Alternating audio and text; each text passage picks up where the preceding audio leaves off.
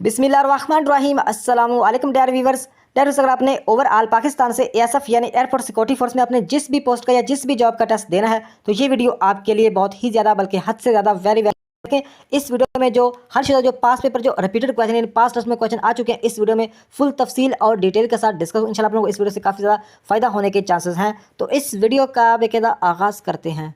Question number 1, the most precious gemstone emerald are found in, यानी इस question में यह पूछा गया कि जो सबसे कीमती जवाहर जमरद डैश में पाया जाता है। तो आप लोगों को इस बात का पता होना चाहिए कि ये जेमस्टोन एमरल्ड है, ये क्या चीज़ है। ये सब्ज़ फिरोज़ा जो कि एक किस्म का पत्थर होता है, यानी जो अक्सर लोग मतलब काफ़ी शौकीन होते हैं रिंग के, छल्ले के, अंगूठी के, तो वो बड़े शौक से मतलब है कि वो सब्ज़ फिरोज़े नग वाली मतलब अंगूठी बनवाते हैं। तो ये उसी फिरोज़े की बात हो रही है, सब्ज़ मतलब एक सब्ज़ फिरोज़ा जो कि एक किस्म का पत्थर ही है। तो ये इस क्वेश्चन में ये पूछा गया कि ये पाकिस्तान के किस इलाके में पाया जाता है। तो इसका राइट आंसर बनता है बी ऑप्शन, स्वात। ये पाकिस्तान के स्वात के इलाके में पाया जाता है। बी ऑप्शन, स्वात में पाया जाता है।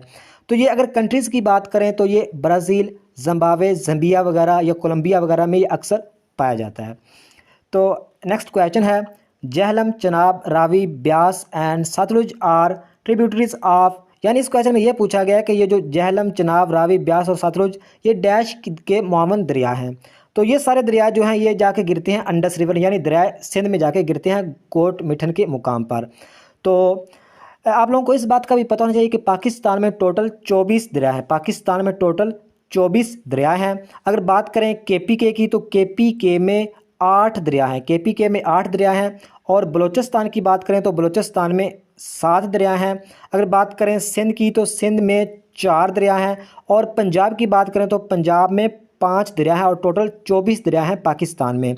तो जो पाकिस्तान का सबसे बड़ा दरिया है वो है अंडस रिवर यानी दरिया सिंध। और दरिया सिंध की जो लंबाई भी पूछी जा सकती है तो वह 3180 किलोमीटर।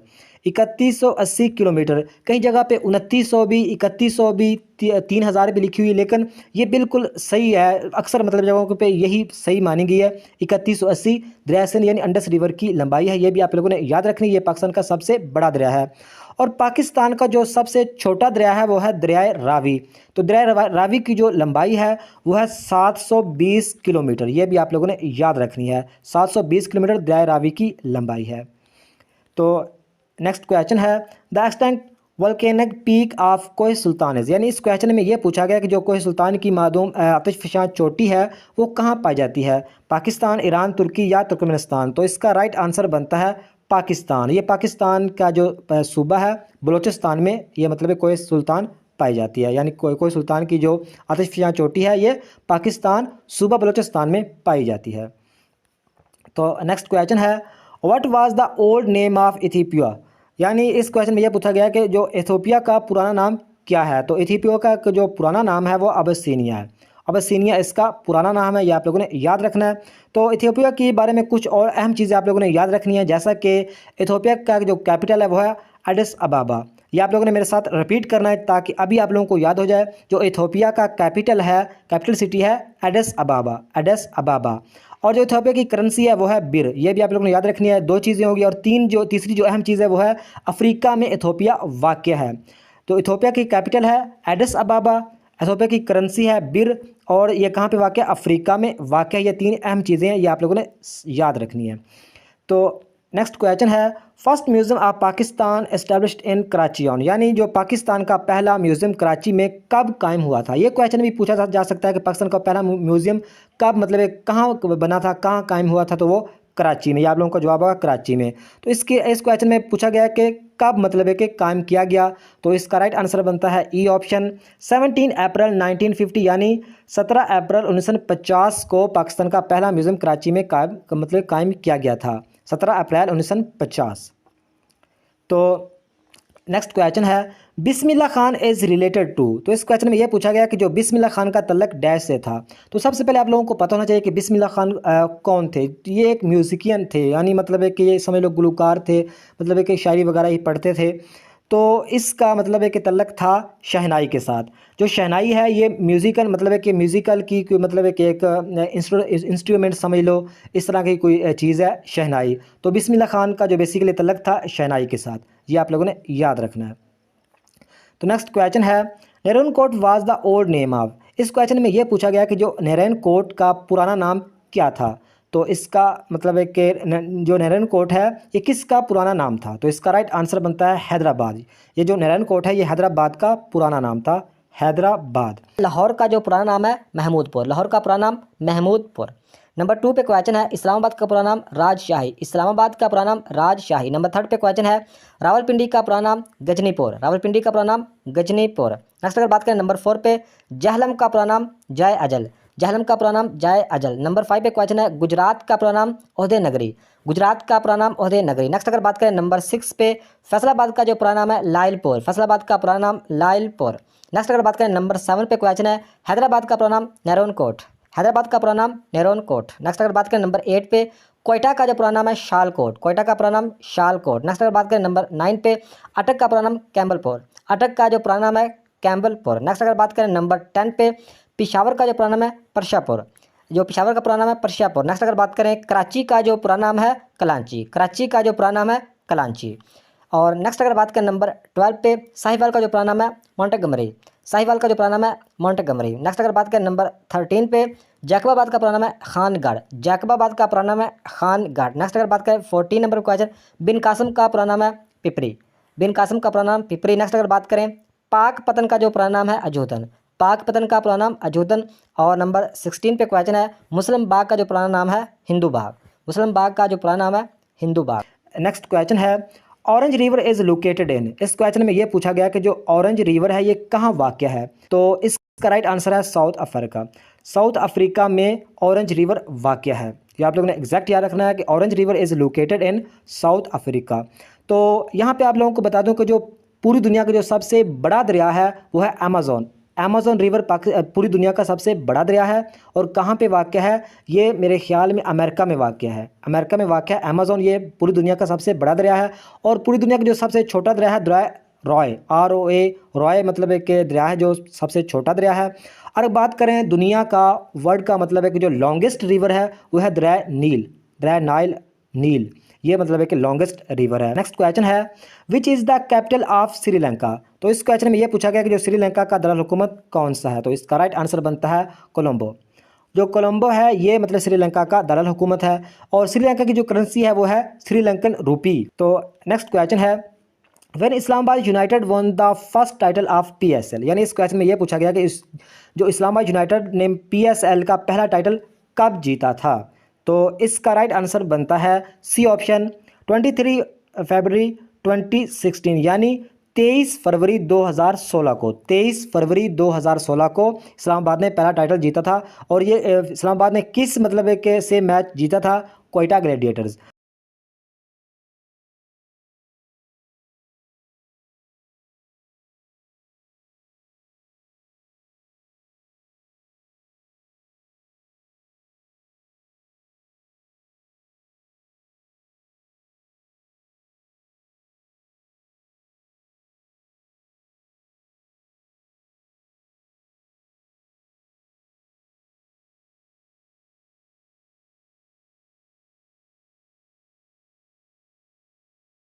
तो नेक्स्ट क्वेश्चन है the volume of blood in a human body to be approximately dash of body weight, यानी इस क्वेश्चन में ये पूछा गया है कि जो वॉल्यूम ऑफ ब्लड यानी ब्लड का जो हजम होता है इन ए ह्यूमन बॉडी, इंसानी जिस्म में, तो इंसानी जिस्म में तो करीब करीब इंसानी जिस्म में बॉडी वेट मतलब है के हिसाब से कितना होता है?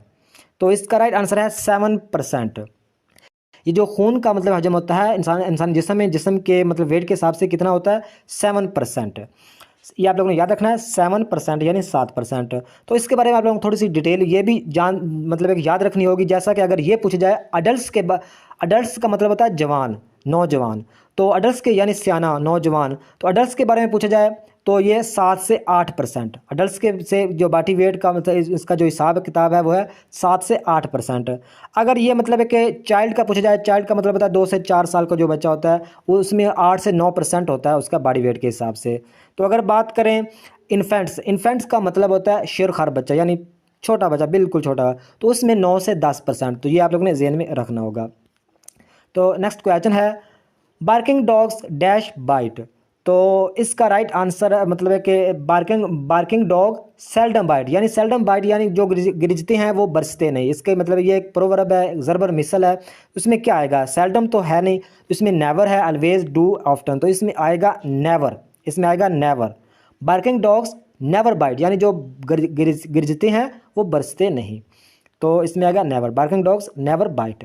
नेक्स्ट क्वेश्चन है the world largest land border is in between. तो इसका राइट आंसर है, इसमें मतलब है कि पूछा यह गया है कि दुनिया की जो सबसे बड़ी ज़मीनी सरहद है जो वो किसके दरमियान में है, किन मुल्कों के दरमियान में है, यानी जो बॉर्डर है, जो सबसे बड़ा बॉर्डर है, लंबा बॉर्डर, लार्जेस्ट, वो किन कंट्रीज़ के दरमियान में है। तो इसका राइट आंसर बनता है C option, America and Canada, यानी यूएसए एंड कनाडा के दरमियान जो सरहद है ये सबसे पूरी दुनिया में सबसे लंबी मतलब एक सरहद मानी जाती है। इसकी जो लंबाई है तकरीबन 8891 किलोमीटर, 8891 किलोमीटर, ये भी आप लोगों ने याद रखना है।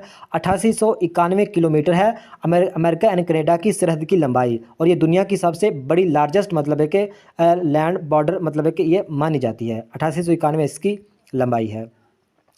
तो नेक्स्ट क्वेश्चन है atomic number of hydrogen is. तो इस क्वेश्चन में ये पूछा गया कि जो हाइड्रोजन का जौहरी नंबर क्या है। तो इसका राइट आंसर है 1। जो हाइड्रोजन का एटॉमिक नंबर है वो है 1, ये आप लोगों ने याद रखना है।